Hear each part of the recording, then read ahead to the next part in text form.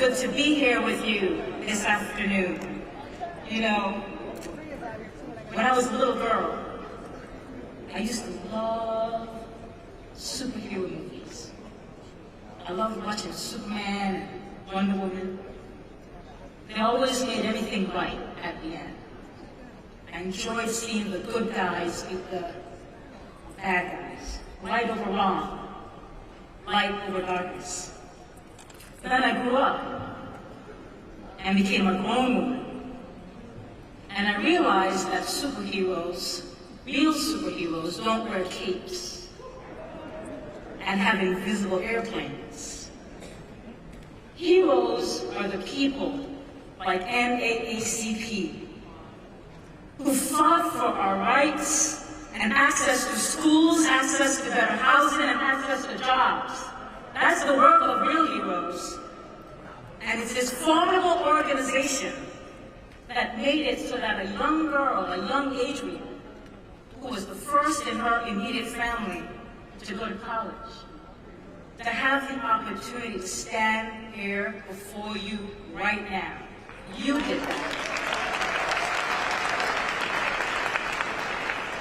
So I want to thank you for helping my family and, quite frankly, generations of Black families across the country who are better off because of your work. And I want to thank President Johnson for continuing the fight.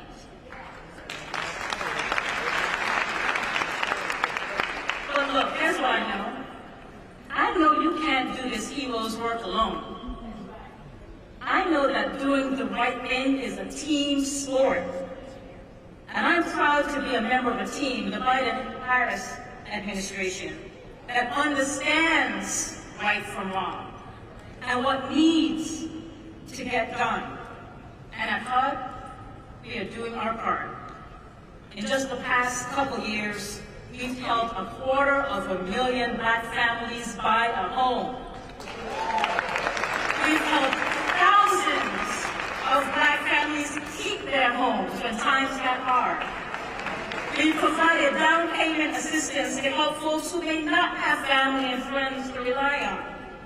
In fact, right here in this state, HUD's Housing Counseling Team is serving as founding members for a new initiative with the goal of helping 25,000 Black families buy their home.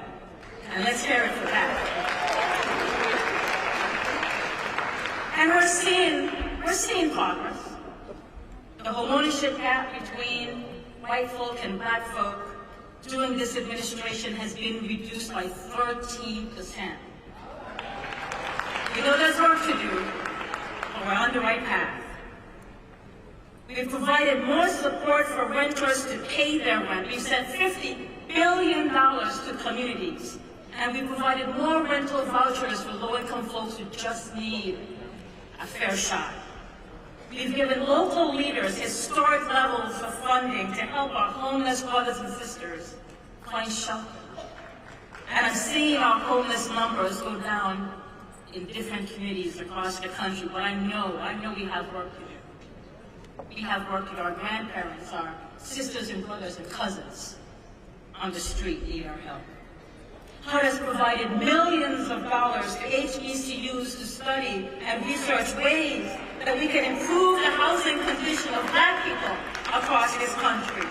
And that's money well spent. And we are fighting appraisal rights. You know, we should not have to, listen to me, we should not have to take down pictures of our grandparents, pictures of our parents, pictures of our children's wedding to make sure we're getting a fair appraisal of our house. Take our books down to make sure that we're getting a fair appraisal on our house. And let me tell you something, when our president and vice president heard that this was a thing, they turned to Marsha Fudge,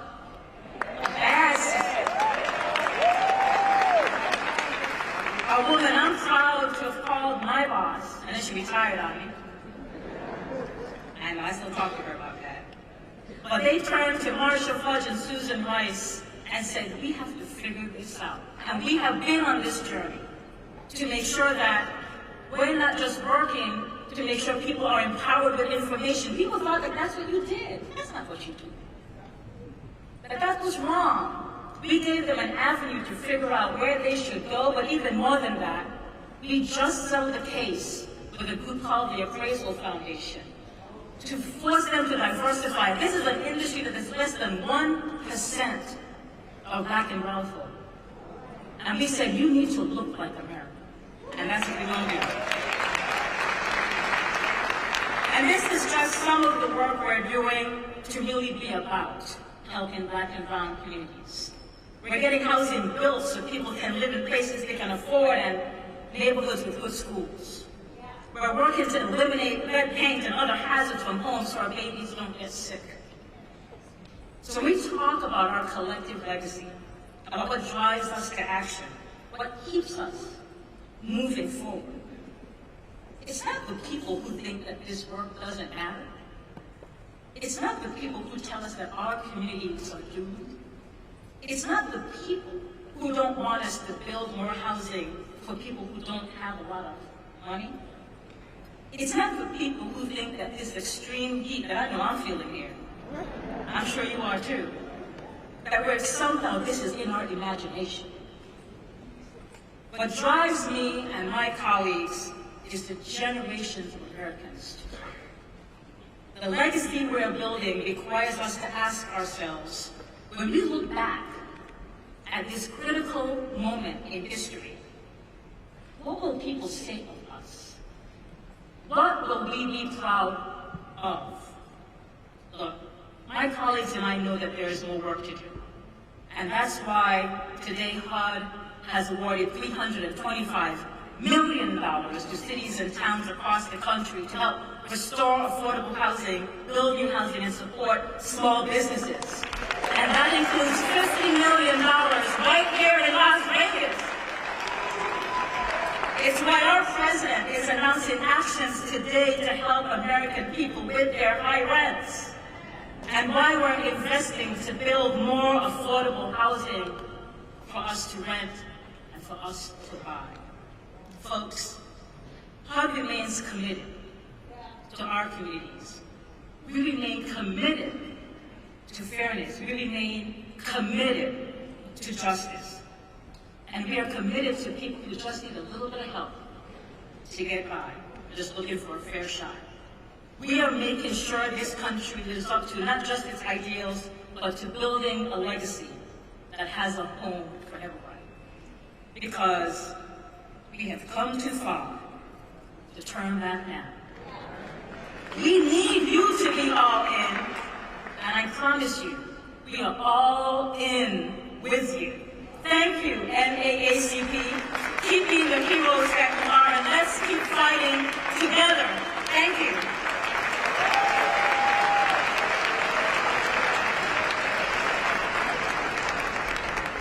Welcome to the stage next. Please welcome Assistant Attorney General of the Civil Rights Division of the Department of Justice. Here's Kristen Clark.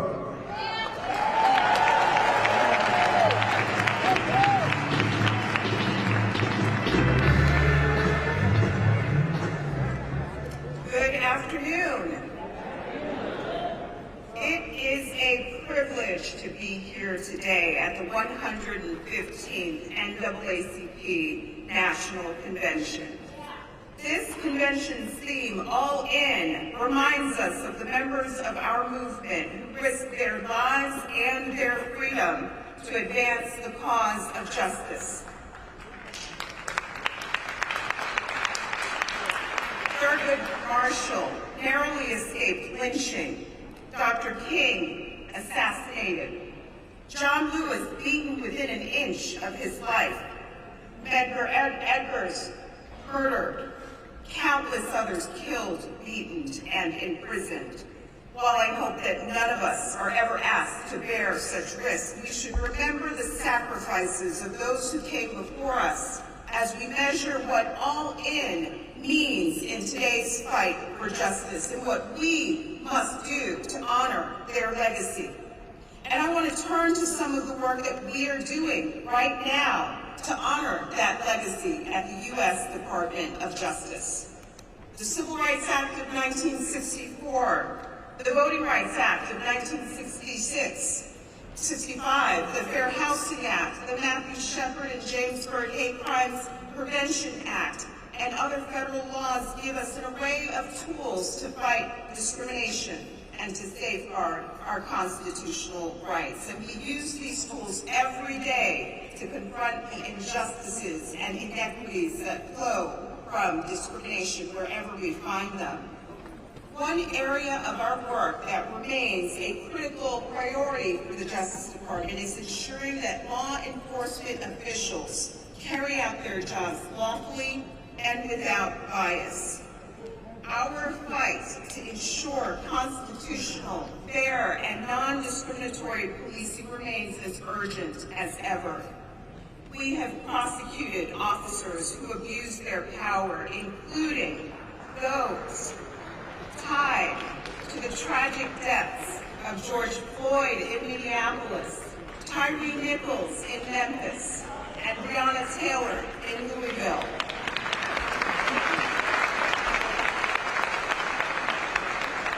We have prosecuted 6 former officers who tortured and viciously abused 2 black men in Rankin County, Mississippi. This group called themselves the Goon Squad, and they carried out one of the most heinous acts of brutality that we have seen in this century. The lead defendant was sentenced to 40 years in prison. We have investigated law enforcement agencies engaged in a pattern or practice of conduct that violates the Constitution, including in Minneapolis, Louisville, Memphis, New York City, Louisiana, and Lexington, Mississippi. Just last month, we announced our findings that the city of Phoenix and its police department have engaged in a pattern or practice of unlawful conduct, including discrimination against Black, Hispanic, and Native American people when enforcing the law, and using excessive force, including deadly force. Wherever we find violations, we invite leaders, community members, and other stakeholders like the NAACP to work with us to chart a path to reform. Another core mission of the Justice Department is protecting the right to vote. Sadly, we can't ignore voter suppression laws that are spreading like poison ivy across the country. Discriminatory and burdensome restrictions on access to the ballot are undermining the rights of Black voters and voters of color. But that's not stopping us. We have filed suits across the country, including over 30 statements of interest in cases, because we believe that every eligible American should be able to exercise their voice in our democracy.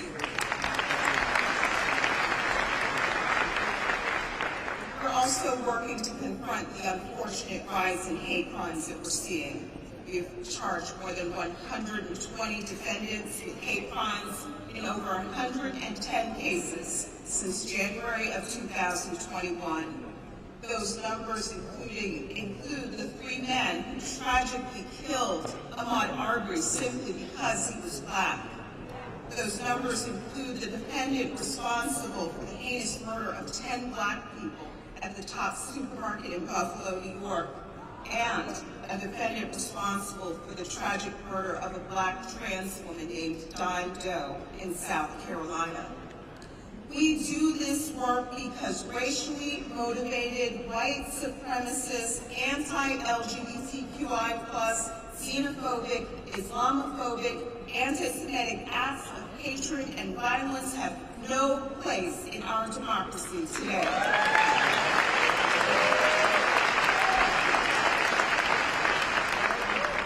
We're also ramping up the fight for environmental justice. We know that climate change disproportionately affects communities of color. For example, in 2021, the EPA found that Black Americans are 34% more likely to live in areas with unacceptably high projected increases in childhood asthma diagnoses. We have launched multiple investigations to ensure that no one's ability to live a healthy life is dictated by their race or their zip code. Last May, we secured a groundbreaking settlement to ensure that the residents of Lowndes County, Alabama have access to safe and effective septic and wastewater management systems. Whether we are talking about lead-laced water, illegal dumping, or exposure to raw sewage, we cannot tolerate these injustices in our communities today. And we're working to ensure that the gateways to opportunity and the ability to amass generational wealth are open to all. And we're doing this by working to end modern-day redlining. Our Combating Redlining Initiative, launched with the leadership of Attorney General Merrick Garland, has brought more than $122 million in relief to communities all across the country. We're working to also address appraisal discrimination, which the Secretary just talked about a moment ago. Too many of our jails and prisons woefully mistreat incarcerated people, and we're also striving to end this. For example, in an investigation, we recently found that Parchman Prison in Mississippi failed to provide adequate mental health treatment, failed to take sufficient suicide prevention measures, subjected people to prolonged solitary confinement in egregious conditions, and more. We do this work because people do not surrender their rights at the jailhouse door.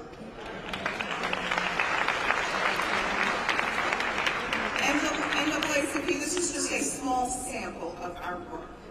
As I close, I want to note that through our efforts to protect civil rights, we recognize that an all-in fight for equality requires just that. All of us. Never has that been truer than it is right now. As one of the great founders of the NAACP once noted, W.E.B. Du Bois, now is the accepted time, not tomorrow, not some more convenient season. It is today that our best work can be done, and not some future day or future year. It is today that we fit ourselves for the greater usefulness of tomorrow. Today is the seed time. Now are the hours of work, and tomorrow comes the harvest. So NAACP, I promise you that the Justice Department, the People's Justice Department, will continue to stand alongside you and all those who work and fight for equal justice in our country. We will not give up. We will not wait for some more convenient season. We are all in now, and we will remain all in until we can reap the harvest.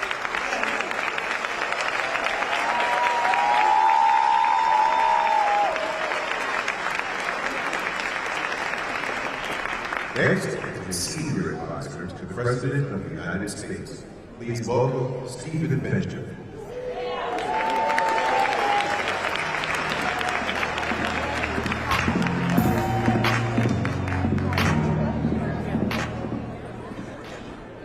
That's some pretty cool walkout music, Congressman. Let's show what that was. I'm going to be very brief. I served as Senior Advisor to the President. I run public engagement at the White House. My first real title was as President of the Youth and College Division of the South Carolina NAACP.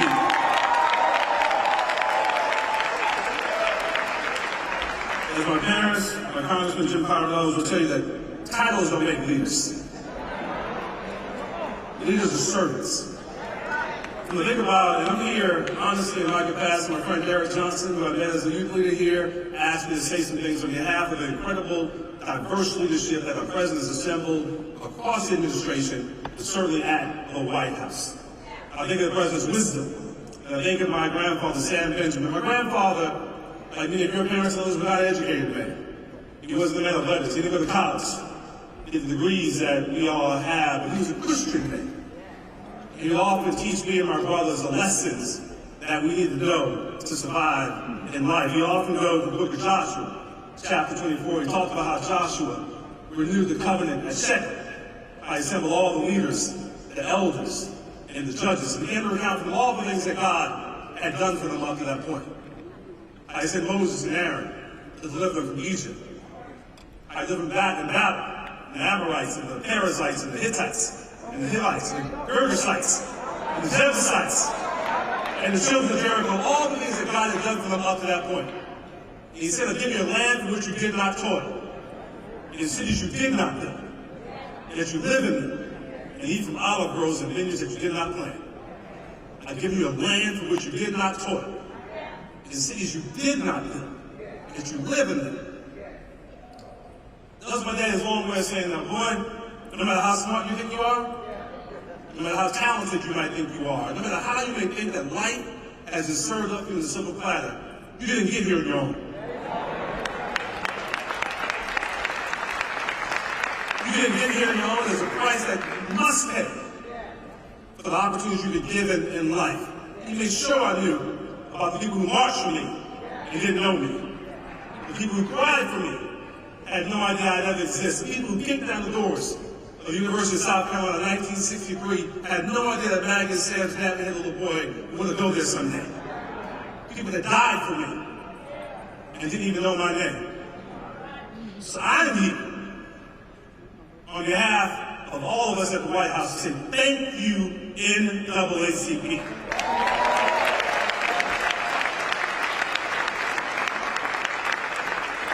Thank you for fighting the fight. Thank you for never stopping fighting the fight on behalf of all of us, paying our debt to the generations behind us and paying our debt forward to the generations yet unborn. Now, before I take my seat, I'm going to ask one of my colleagues to come on up. Kareem, come on. Yeah, Kareem. That was an amazing job. On behalf of the president every day, fighting the fight, telling the story on behalf of the American people. Wherever you are across the globe and you want to hear what's happening in the United States of America, see our president, our vice president telling the story, it's Kareem Jean-Pierre. I'm not saying today, we're in a different mode, but I just want to make sure you see her up close and personal. Thank you, God bless you.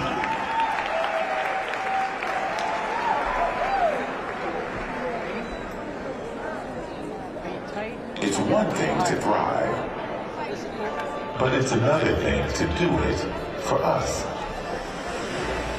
What does it mean to be Black and thriving? It means basking in our culture, our unique influence, our rhythm of joy. It means celebrating our community, our alma maters, our villages of pride and excellence. It means taking center stage, painting the town black, setting the standard on what it takes to be bold, talented, and revered. It means putting Black America first. No need for beginner's luck. We've been doing this. For culture, for community. We stand in the gap. We stand firm in our contributions, past and present. We advocate. We represent. We recognize. And when we vote, and vote, and vote again to make democracy work for Black America. And we make that happen because of you, because of us, because of them. We make good happen for culture, for community.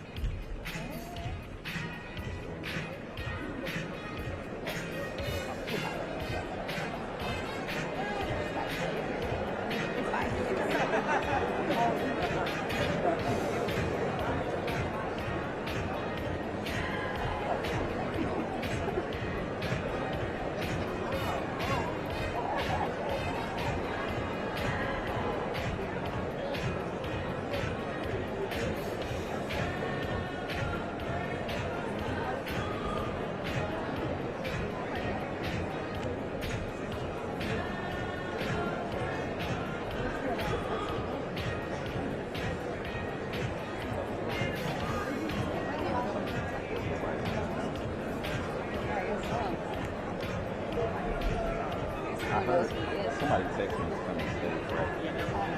Okay. What stage was No, actually.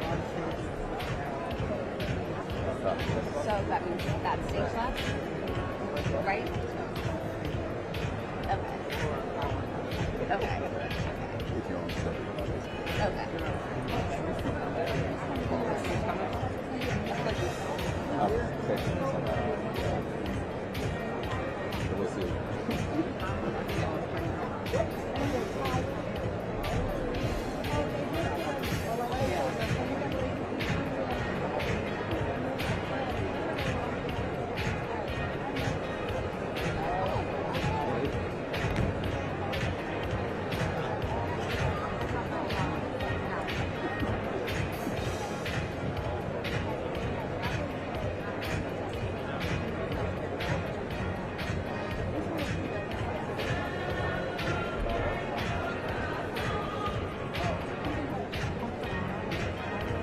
I know.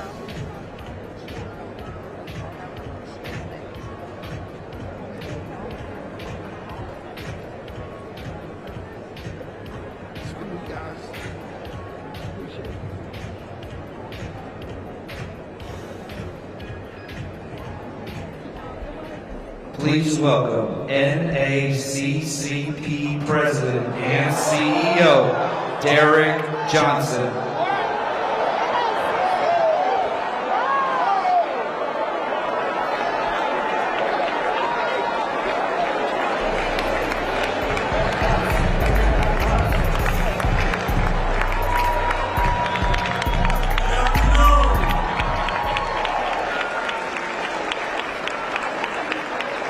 Good afternoon, NAACP.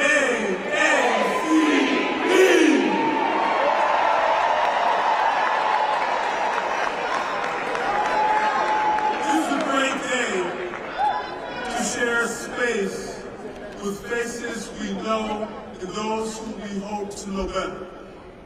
To our members, this convention is for you. From Arkansas to Alaska, the NAACP runs on people power. Because Black Americans know that our community is what carries us forward. To our friends at the National Bar Association, thank you for your decades of partnership and advocacy on behalf of the Black community in courthouses throughout the country. And to the members of the CBC, the conscience of the Congress. Your leadership, your voice, your advocacy, your understanding of how public policy must improve the quality of life for African Americans, let me correct that, for Americans across the country has propelled this nation forward in perfecting democracy. 4 years ago, the world was forced to bear witness to a reality that may have been new to them, but was all too familiar to us. The death of George Floyd was a tragedy that is all too familiar to the countless others that have ripped apart Black families, communities across the country. George Floyd was not the first. And if we don't get police reform, it will not be the last. While the world reckoned with the reality of racism because many of them woke up one day and realized racism actually existed. Although it often manifested itself in the form of unspeakable violence against Black people, whether it was Emmett Till or the church bombing of the 4 little girls in Birmingham or in countless other stories. This time, some said they were prepared to change course. Some made empty promises, but the NAACP and legal advocates like Ben Crump, we took action. In 2020, our community worked together to empower one another, reminding each other that we have the ability to determine our destiny. The Black vote made a difference in 2020. And determine our destiny, we did, casting deciding ballots in the national, local, and state elections. 4 years later, and there is much that has been accomplished by and for our community. But the history of this nation has taught us that not everyone shares the same investment in a progressive vision.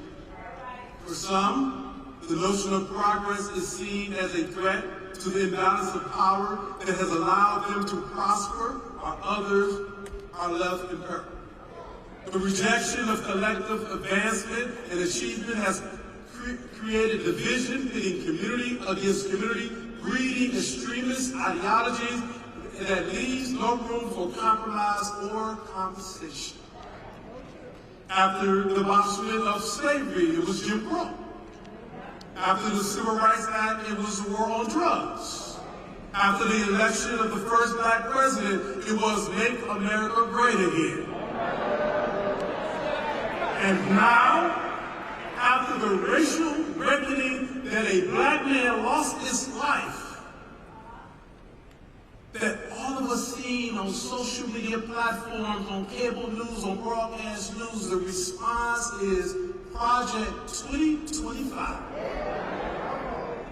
Over the past 4 years, we've worked to make education more equitable and accessible while widening the opportunity to increase economic output through organizing, advancing, and working with the current administration to cancel over $160 billion in student debt. Teachers for the first time qualify for home ownership or increasing the quality of the housing stock that they are able to get for their families. However, Project 2025 not only seeks to revert that progress, but to dismantle the Department of Education that provides a pathway to opportunity for all Americans. But the planned assault on education does not stop there. Project 2025 seeks to return back the rights to states. For those of us who live in the South, we know when the dog whistle of state rights, what it truly means. And they're seeking through this states' rights approach to gut Title I, which would lead to the divestment of our public schools, hitting our community hardest. What would this nation be without a public education system for all children, providing quality education? And to those who have yet to see book bans in their states, Project 2025 plans to enact those bans nationwide. This is not a fictional concept. This is a 900-page manifesto that seeks to undermine progress, promote violence, inflict harm on our community. But they must know that in NAACP, we will be here for that fight. This election is not about candidate A versus candidate B or political party A or political party B. We are nonpartisan, but we are political as hell. And we know that this is a fight we must take on. So when people try to give you these false narratives or distract you, let's stay focused not on the people, but the policy priorities they represent, and vote for those who align themselves with what's in the best interest of our communities. And I can assure you, if you do that, it's in the best interest of America. The Black community has saved democracy many times before, and we're being called on to save democracy once again. We must know that we are all in on making college more affordable for all. They should know that we are all in on fighting for a reality where Black history is recognized because it is American history. I guess they don't know the history of the NAACP after being in this fight for 115 years. We will not turn back. We will continue the fight, and we will win this battle. We are battle tested, and we're not backing time. They need to know that we're all in, making equity a reality for all Americans. But we must recognize that this requires work on our end. While they may not be like us, we have to make them think like us. We have to band together the way they do. We must come together. We don't have a time for us versus us public fights. We only have time for a us for us saving of this democracy. We need the access we need in order to get the equity we deserve. Equal protection of the law isn't a concept, it's a guarantee that we must keep intact in our Constitution. Now, we've experienced that what we feel like to have, we've experienced what it feels like to have the doors shut in our face, where our voices stifled by divisive noise. We know that change is possible when doors are open, and how our culture shines through those doors when individuals like Steve Benjamin sit in the seat he's sitting, or Michael Regan sits in the seat that he's sitting, or Doreen sits in the seat that she's sitting, because we will operate in excellence to ensure that this concept of democracy is protected, it grows, and it's inclusive. We're not asking for perfection. We're asking for a platform that empower, not imprison. We're asking for leaders who don't shut the door on our face or drown out our rallying cries. And while there is a lot of work to be done, I am proud to welcome a leader who doesn't shut the door in our face, but turns up the volume when speaking. A leader who may not always get it right, but is all in on getting it done. And with that being said, I am honored to welcome the 46th President of the United States of America, Joseph R. Biden.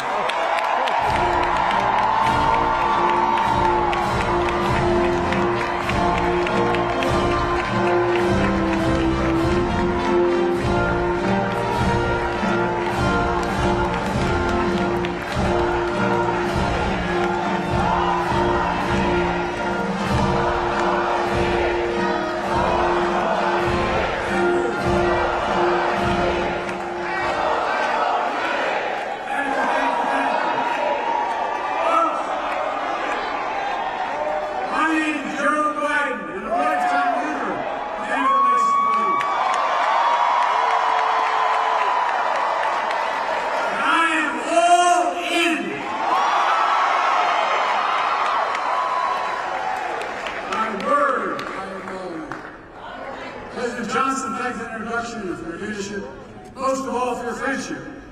Thanks to all the thousands of members across America today. One of the most important organizations in our country. A special thanks, I mean sincerely, to the members of Congress who are here, including Nevada's own Stephen Horsford, chair of the Congressional Black Caucus. I don't know where he is, I know he's out there. As so many members of the CBC members, if any of them, like Benny Thompson of Mississippi, chair of January 6th Committee. And the best friend anyone can have, Jim Clyburn of South Carolina.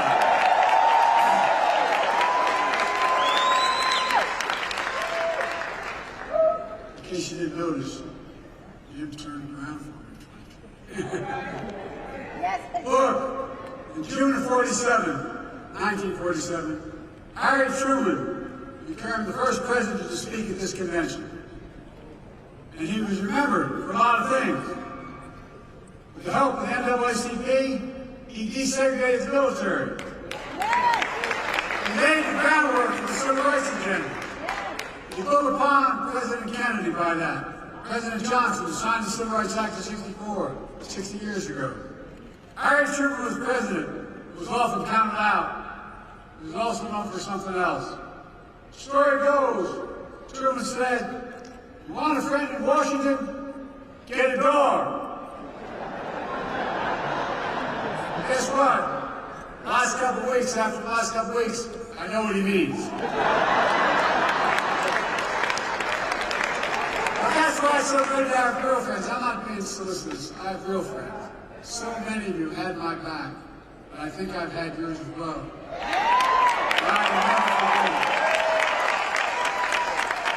I see a couple of Delaware folks here still. One of my best friends, when I was a lifeguard in projects, he was, his nickname is Mouse. I'll see there you go. And I'm loyal as hell. I'm truly honored to be here. To be at this tense moment in this country. It is a tense moment. Just a few days after the assassination attempt on Donald Trump, we're grateful he was not seriously injured. We continue to pray for him and his family. It's time for an important conversation in this country. Our politics has gotten too heated. I said in the Oval Office on Sunday night, as I made clear throughout my presidency, we all have a responsibility to lower the temperature and condemn violence in any form. You gotta remember, we're not enemies, we're friends, we're neighbors, we're fellow Americans. Most importantly, let's fully and firmly reject not only political violence, but violence of any kind. Period. No exception. I have to say with one voice, violence is not the answer. That's what we should rally around as a nation. That's the unity I'm talking about. Few organizations know that better than the NAACP. For the race riots in Springfield, Illinois in 1908, the NAACP was formed. That's what started it. You know the pain and the price of violence.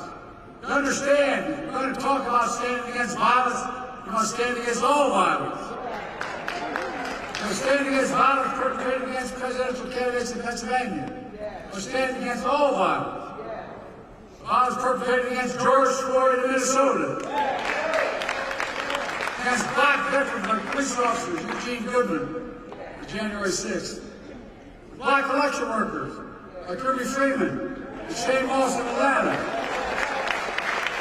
To stand against the violence and intimidation of white supremacy, the murder, innocent lives in the grocery store in Buffalo, New York when I went up there. Mother Emanuel Church in Charleston, South Carolina. To stand against the violence and murder of children in Sandy Hook and Uvalde. Concert goers in Las Vegas. Innocents on the street all across America that never make the news because Uvalde every day in the communities across the country. You're going to be outspoken on one, don't be silent on others.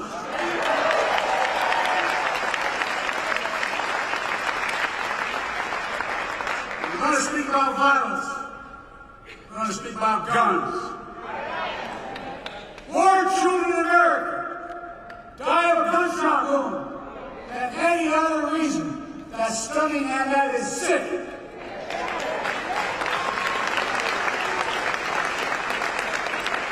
Sheer cowardice if we do nothing about it. So, you want to stand against violence in America and join me in getting these weapons of war off the streets of America.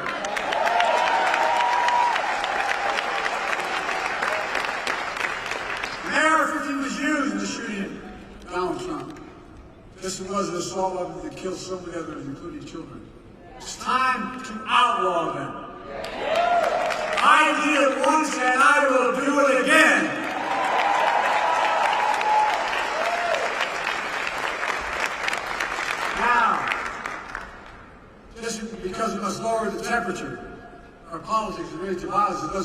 stop telling the truth.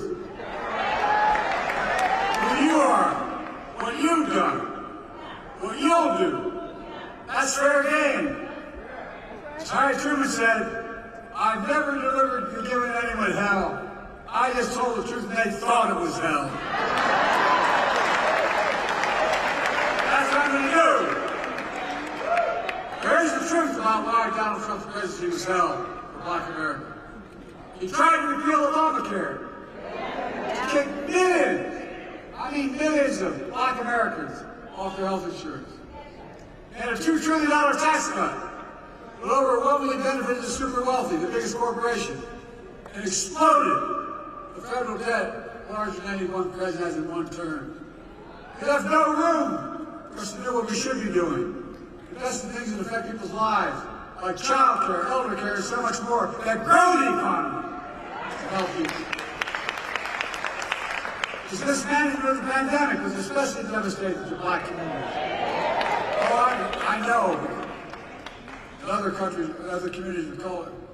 That economic crisis drove up Black unemployment, decimated small Black businesses, and you peacefully protested George Floyd's murder. Donald Trump called for the National Guard to go after him. What the hell's the matter with this man?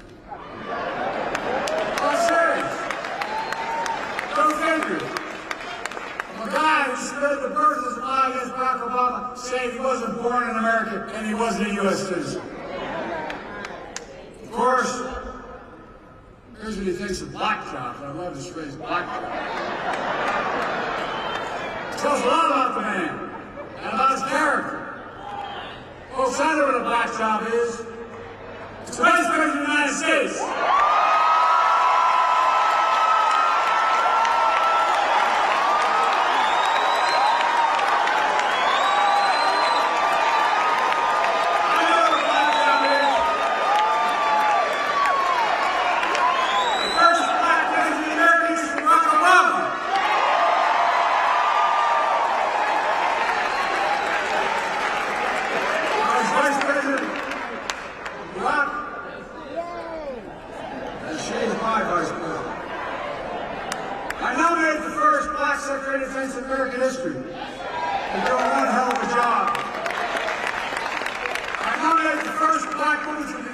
Supreme Court.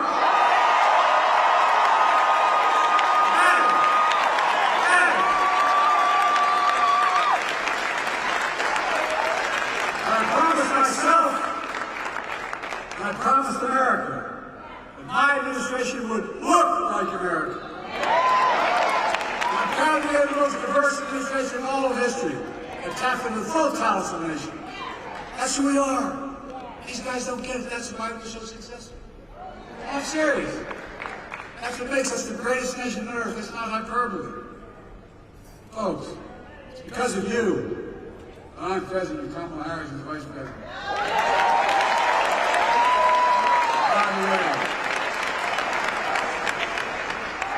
she's not only a great vice president, she could be president of the United States.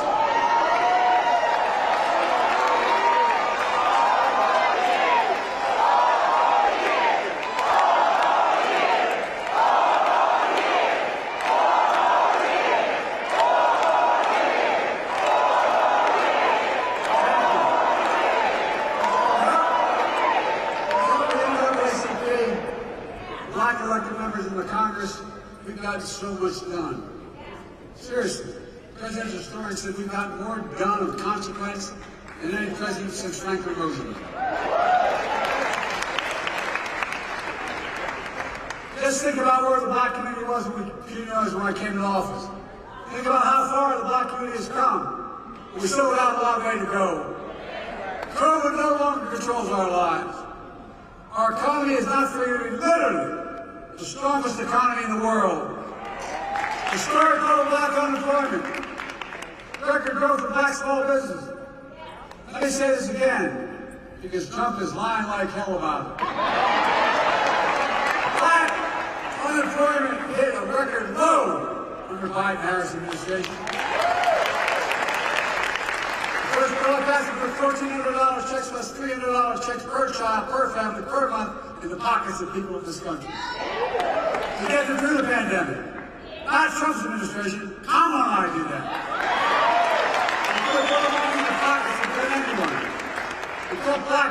consequence, we cut black child poverty in half. And when we finally get through to people, my economic policy grows the economy when we spend money. Grows it. We grew the American economy to the strongest in the world. And I'm determined to make that tax cut permanent.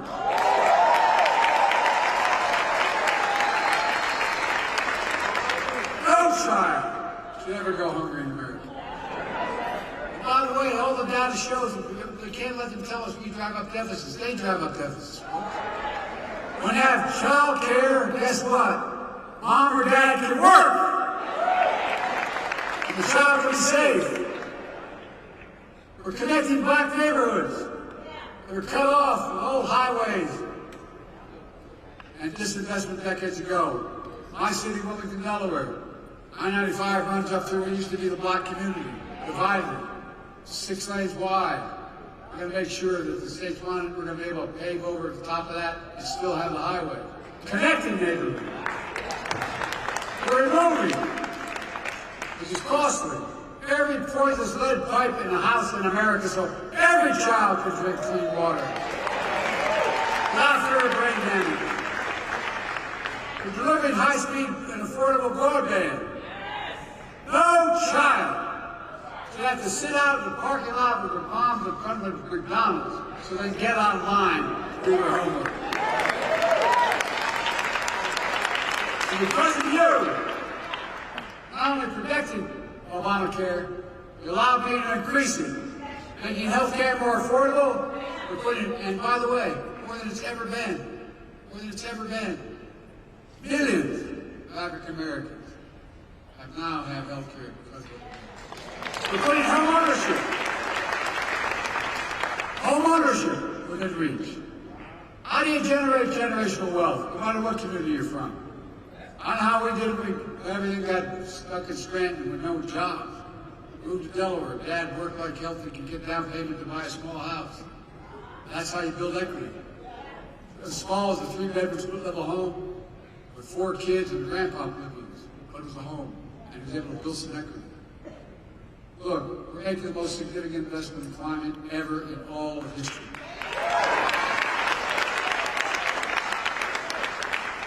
Including the most significant action in environmental justice ever. Look, folks, think about this. My state of Delaware, not many of you don't know my state. My state of Delaware has a Delaware River runs up on Jack. But at the top of the state, there's a half moon, and it goes up along more oil refineries on the other side of that half moon in market-looking areas than anywhere in the country, including Houston. But guess what? Wind blows southeast. We had the highest cancer rate for the longest time. Do you know who's affected? Fence line communities. You know the fence line communities are black communities. And I promise, as we make this legislation work, we're going to take care of those communities first. I mean it. Same way in Louisiana, same way in other places.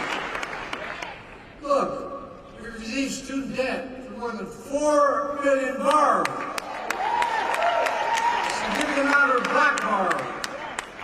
I don't know how many have called me to say, Mr. President, I've got phone numbers, I've called them back. Mr. President, thank you. I couldn't get married. My debt was so large. I couldn't have children. Couldn't think of, no, I'm serious, you know it. Couldn't buy a home. But what you did, you freed me of my debt, and you gave me $10,000 for a down payment in a home.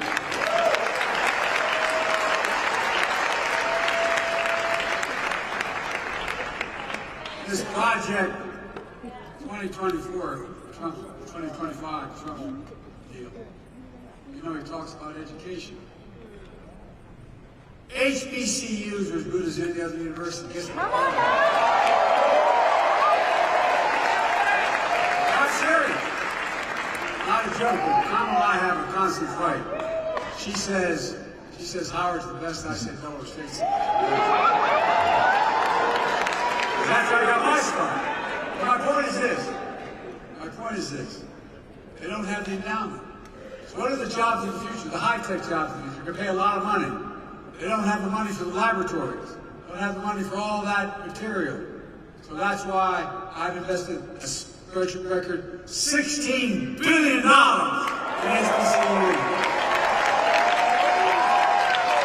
No HBCU student is any less qualified than this student anywhere else.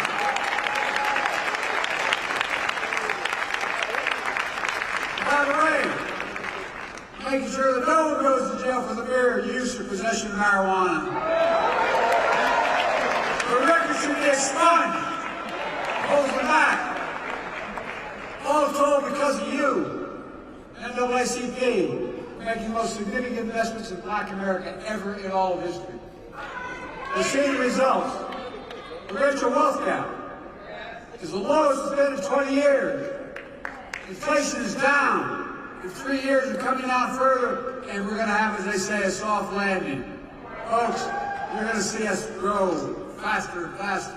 That's not just my view. It's the view of 16 Nobel Prize-winning economists. We put out a statement looking at my economic plan and Trump's. They said my plan will continue to lower inflation, continue to grow the economy. Prices are falling. Cars, appliances, groceries. We're going to keep corporate greed at bay. But here's the thing, what they said about Trump.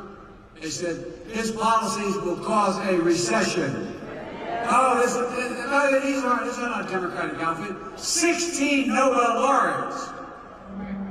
Look, I come from the corporate state of the world, Delaware. I know how they work. There are more corporations incorporated in my state than any state in America, all combined. But that's what? You have to deal with corporate greed now. That's all it is. Corporate profits are double since the pandemic. They keep bringing prices. Now we have to bring prices down further. Look, folks, the idea that corporate-owned housing is able to raise your rent $300-400 a month or something, but I'm about to announce you can't raise it more than $55.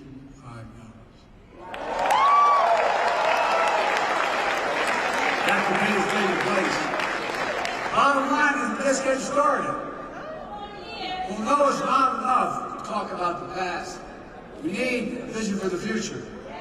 Here's my plan for the first 100 days of the second term. Tom and I are calling on Congress to pass the John Lewis Voting Rights Act.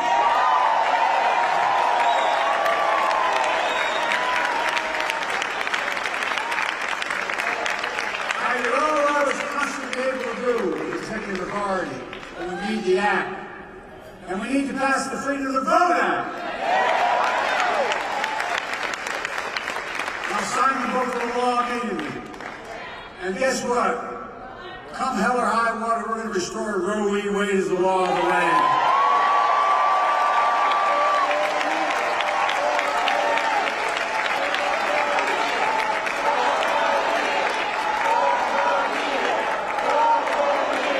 I know. I say, Joe, we ran out of Congress. Well, guess what? Y'all told me I couldn't pass the Inflation Reduction Act. Y'all told me I couldn't face the... Anyway. We did. With your help. Republicans blocked police reform in Congress. So I signed a historic executive order on police reform. I'm going to come back and we'll sign the George Floyd and Police Enactment Law. How are we going to stop that Republicans? We're going to stop them in their program on 2025. We're going to stop them from cutting Social Security and Medicare. I'm going to expand Social Security and Medicare by making the very wealthy begin to pay their fair share. And the very nice round, as I said, we're going to build 2 million affordable homes. The cap rent increases at 5% a year so corporate landlords can't. God. Anyway, I'm going to get very upset. They're just gouging here. And we're going to keep relieving student debt. We're going to end medical debt. We've already made sure medical debt can no longer be put on a credit report. Our normal mistake to wipe out medical debt for pennies on the dollar so it's not hanging over you the rest of your life. We're going to raise the federal minimum wage. Our first term, we capped the cost of insulin for seniors at $35. Total drug cost of seniors, beginning in 2024-5, at $2,000. And some of those cancer drugs are $10, $12, $14,000 a year. But the second term, we're going to do that for not just seniors, for everyone in America. By the way, not only saves lives, it will save taxpayers. Guess what I did on the first round on dealing with Medicare? It saves the taxpayer $160 billion. Because they don't have to pay these exorbitant prices for these anyway. This year, Medicare is negotiating lower prices for some of the costliest drugs in the market. That threats everything. That treats everything from heart disease to arthritis. In the next term, I want to go further. Give Medicare the power to negotiate lower prices for 50 drugs a year, not 10. That not only will save lives, it's just going to save the taxpayer another $200 billion a year. This is saving taxpayer money. By the way, if you notice, all the stuff they said big spend in Biden, we have lowered the deficit outlays. We've increased economic growth. Folks, here's what else I'm determined to do. Determined to end Trump's tax cuts to the very wealthy big corporations. To make the tax code fair, ease the burden on working people. I kept my commitment. No one making less than $400,000 I never saw in my life till I got elected president. I pay a penny more in federal taxes. But here's the deal. We have in America, since the pandemic, 1,000 billionaires. 1,000. And how much in federal tax they pay? 8.2%. That's the federal tax, 8.2%. We're going to make billionaires pay minimum 25%, which is low. No billionaire should pay a lower tax rate than a teacher, a firefighter, a nurse, a janitor. That's simply ridiculous. And when we do that, that alone will generate $500 billion in revenue over the next 10 years. Allowing us to lower costs for families and save the government money. We can do more on elder care, child care, bringing down the federal deficit, so much more. It's not rocket science, folks. But they've convinced us that any spending of money is costly. It's saving money. Like God's truth, it's saving money. That's vitally important. No, the next president of the United States could appoint 2 or more justices to the Supreme Court. Just imagine. I know the states.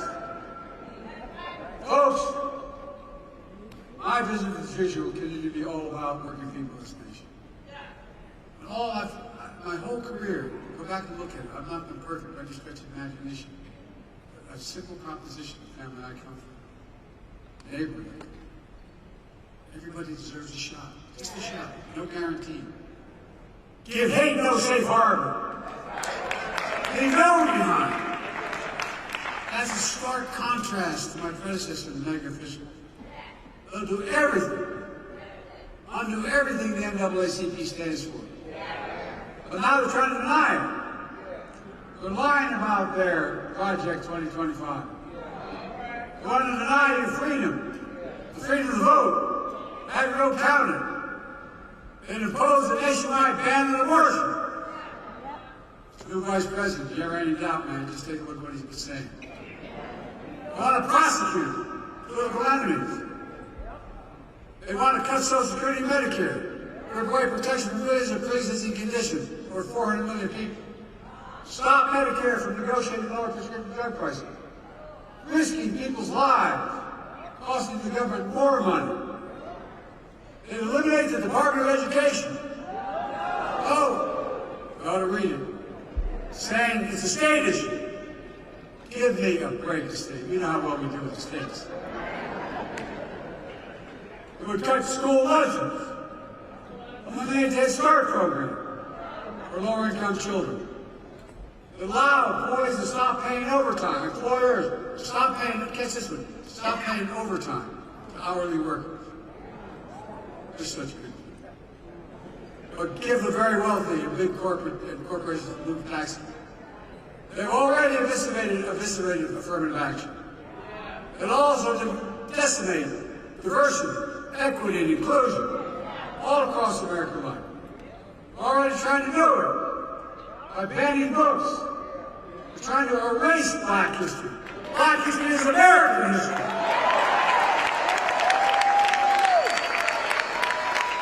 Folks, I'm not being dramatic, but we cannot let that happen. That's why it's so important to me. It's so important to me to make Juneteenth a federal holiday. We can't erase it.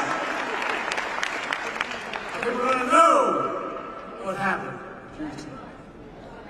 That's why I made federal lynching a federal hate crime in Emmett Till's memory, and that's what we've been reminded. You know what we're trying to do? As well as establish national monuments for Mamie and Emmett Till. So much more. So there's no doubt about what's happened. Look, folks, as I said before, we know Black history is American history. It's as simple as that. Let me close with this.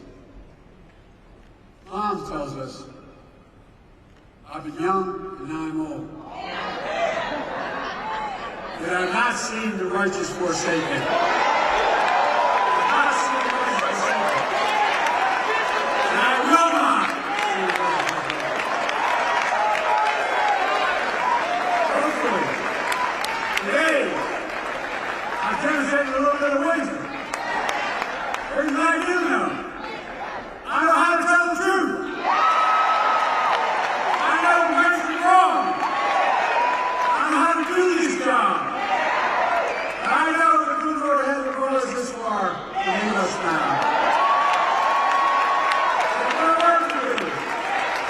This is going to be engaged. The work that we're doing, through hundreds of thousands of volunteers, for millions of people to make their voices heard. A well-determined American future for decades to come. Folks, that's important. We must all be defenders for freedom, justice, equality, and the bedrock of democracy. There's been no more important voice in that truth than the voices of the Black community. When Americans fail to live up to what we say we believe, you don't give up hope. Nor do I. We've always loved this country, even when it has not loved us back. We worked hard as hell. Just think about it. Our children, your children, grandchildren. Ask yourself, what America do you want to leave them?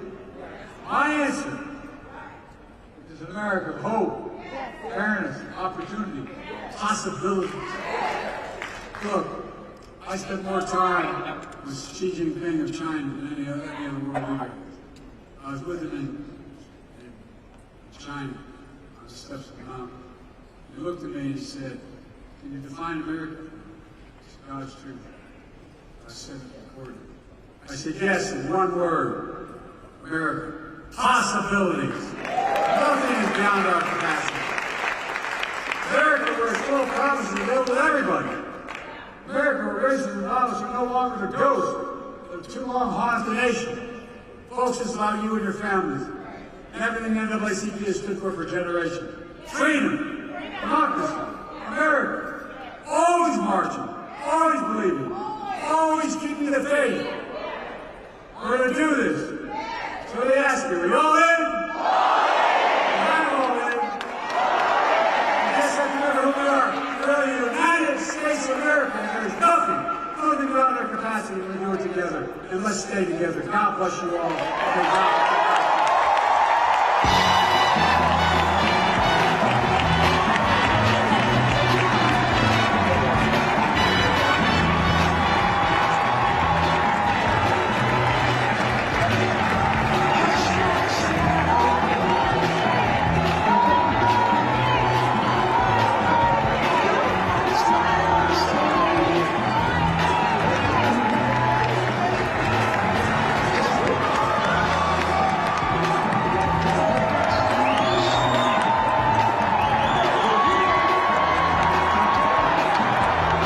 Attention, all attendees.